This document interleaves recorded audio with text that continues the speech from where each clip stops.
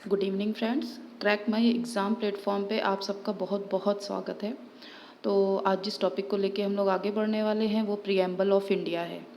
तो मैं यहाँ पे आपको डिटेल्स नहीं बताऊँगी कि what is the preamble of India, I mean it is a conscious of the constitution की note to the constitution and this and that. I know you have lots of platform where you can get all the details, लेकिन जो चीज़ आपको नहीं मिलेगी वो है details question, depth वाले क्वेश्चन जो आपके और कॉम्पिटिटिव एग्जाम्स में आते हैं और आप उसे सॉल्व नहीं कर पाते हैं।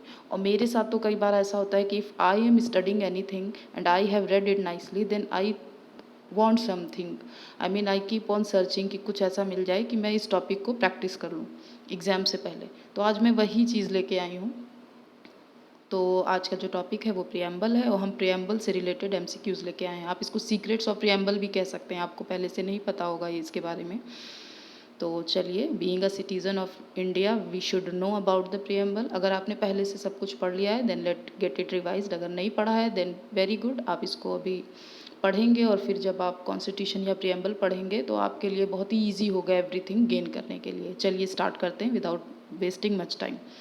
Now question number 1, we the people is starting line of the preamble of, suppose कि क्वेश्चन आ जाता है we the people is starting line of the preamble of. तो ये जो वी द पीपल है ना वो सिर्फ इंडिया पूरे वर्ल्ड के 2 कॉन्स्टिट्यूशन में ही सिर्फ लिखा गया है कॉन्स्टिट्यूशन के प्रियम्बल में।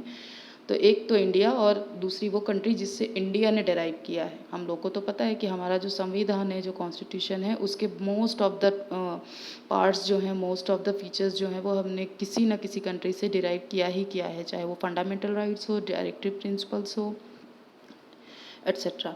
चलिए अब आगे बढ़ते हैं। तो we the people is starting line of the preamble of, तो obviously if we are talking about India तो हमें तो आंसर यहाँ अभी ऑब्वियसली पता है, लेकिन एग्जाम में आपको जानना है कि हाँ ये जो लाइन है, ये 3 वर्ड्स किस कंट्री के कॉन्स्टिट्यूशन के प्रियम्बल के स्टार्टिंग वर्ड्स हैं, तो हमको ये जान लेना है। तो हाउ वुड वी नो? तो yes, first read the question, sorry options, Pakistan, France, China, India. Right answer is India.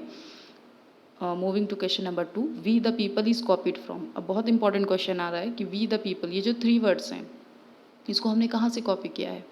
तो we have given option USA, Russia, China, India. तो here right answer is USA. yes.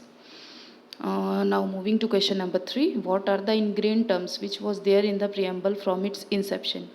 तो इसमें पूछा जा रहा है ingrained terms क्या है? Ingrained terms, what are ingrained terms? Ingrained terms are those terms which are not brought under any constitutional amendment, which were there from the very beginning, from the inception of the constitution। means जब हमारा संविधान लिखा गया था, जब constitution makers उसको लिख रहे थे तो उन्होंने खुद से ये वर्ड्स लिख कर रखा था। हम बाद में वो वर्ड कॉन्स्टिट्यूशनल अमेंडमेंट कर कर नहीं लेके आए हैं। तो हमको इन 4 ऑप्शन में उस वर्ड को पता करना है और आप जानना है कि वो कौन सा वर्ड है। तो सोशलिस्ट, सेकुलर, इंटीग्रिटी, रिपब्लिक। तो right answer is republic. Now moving to our next question, that is question number 4, how many times preamble is amended? As all of you know that the constitution, the part of the constitution as well as the preamble can be amended।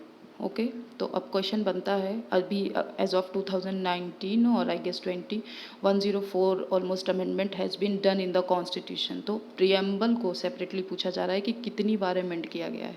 तो how many times preamble is amended? तो preamble is amended only once. इसको अभी तक सिर्फ एक बार ही amend किया गया है 1976, that is 42nd constitutional amendment. वो हम लोग नेक्स्ट क्वेश्चन में टेकअप कर रहे हैं, that is question number 5, when was socialist, secular, integrity. You can see these words very carefully कि ये जो 3 वर्ड्स हैं वो इनग्रेन टर्म्स नहीं हैं, ये हम लोगों ने बाद में कॉन्स्टिट्यूशनल अमेंडमेंट करके डाले हैं।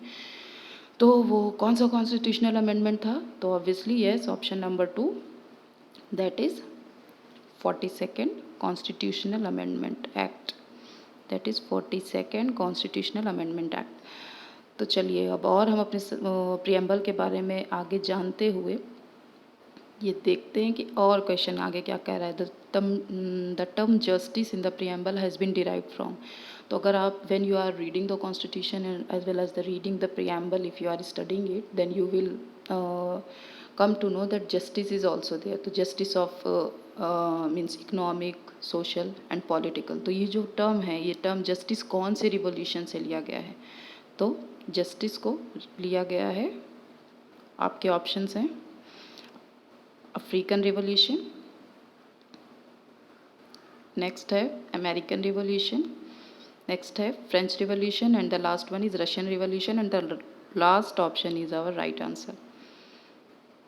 Now question number 7, the term liberty in the preamble is derived from. तो लिबर्टी टर्म को भी हमने किसी ना किसी रिवॉल्यूशन से लिया है। तो फ्रेंच रिवॉल्यूशन के बारे में तो सबको पता है, लिबर्टी, इक्वालिटी एंड फ्रेटर्निटी। तो लिबर्टी जो प्राइम वर्ड था फ्रेंच रिवॉल्यूशन का, तो ये हम यहाँ फ्रेंच रिवॉल्यूशन को टिक कर देंगे। चलिए मूविंग अहेड। अब ये बहुत ही थेरेटिकल चीज़ है जो मैंने ये 3 क्वेश्चन सेट किए हैं इसमें। तो preamble is a political horoscope set by, तो बहुत most of the time specially UPSC वगैरह में आ जाता है इस तरीके का कोट, नेट जेआरएफ में आ जाता है पॉलिटिकल साइंस वालों का। इवन समटाइम्स हम लोग देखते हैं कि हम लोग के जनरल पेपर में भी आ जाते हैं इस तरीके के question, theoretical type particular code दे देते हैं और पूछ लेते हैं ये किसने इस पार्टिकुलर कोड को बोला है। तो प्रियम्बल के बारे में वाइल मेकिंग द कॉन्स्टिट्यूशन या आफ्टर रीडिंग द प्रियम्बल, तो बिग बिग थिंकर्स हैं, उन्होंने कुछ ना कुछ उसके बारे में बोला है। तो प्रियम्बल का जो ये कोड पहले लिखा है क्वेश्चन नंबर 8 में, देखते हैं उसको। तो preamble is a political horoscope, तो ये किसने कहा है? तो हमारे पास 4 ऑप्शन है, के Munshi, doctor Ambedkar, Ernest Barker, N.A. Palkhivala. तो हमारा राइट आंसर क्या होगा यहाँ पे? के मुंशी ने ये बात कही थी, preamble is a political horoscope. Question number 9, preamble is the key note to the constitution set by. Key note किसने बोला प्रियम्बल को? प्रियम्बल को की नोट किस थिंकर ने बोला था? तो हमें इसमें ढूंढना है, के Munshi, doctor Ambedkar, Ernest Barker या N.A. पालकीवाला। तो right answer is Ernest Palkhivala. Question number 10 I am sure कि आप लोग आंसर कर लेंगे। क्यों? क्योंकि हमने ऑलरेडी इसमें